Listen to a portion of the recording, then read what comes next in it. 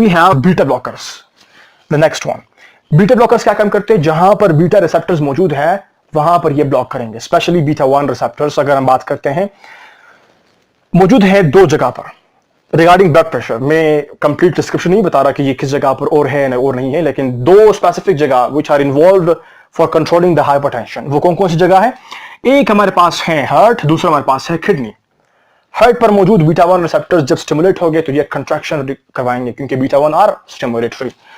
और किडनी पर अगर ये एक्ट करेंगे तो वो क्या करवाएंगे? Release of the renin. Renin release होगा तो फिर क्या होगा? वो कन्वर्ट करेगा एंजियोटेंसिन को 1 में, फिर 1-2 में आएगा, जिस तरीके से फिर ब्लड वेसल्स कंस्ट्रिक्ट होंगे और एल्डोस्टेरोन की सिक्रीशन होगी, सोडियम वाटर की रीअब्जॉर्प्शन होगी, तो दोबारा ब्लड प्रेशर हाई होगा। अभी हम क्या करते हैं?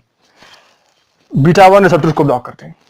अगर हम हार्ट पर बीटा 1 को ब्लॉक करते हैं तो कार्डियक आउटपुट कम हो जाएगा, हार्ट कॉन्ट्रैक्शन ज्यादा नहीं करेगा, और रेनिन की रिलीज को ब्लॉक करवाएंगे तो एंजियोटेंसिन 2 नहीं बनेगा, जिससे ब्लड वेसल्स कॉन्स्ट्रिक्ट नहीं होंगे, और एल्डोस्टेरोन नहीं बनेगा, जिससे वाटर और सोडियम की एंट्री नहीं होगी, जिससे फिर क्या होगा? Blood pressure will get down.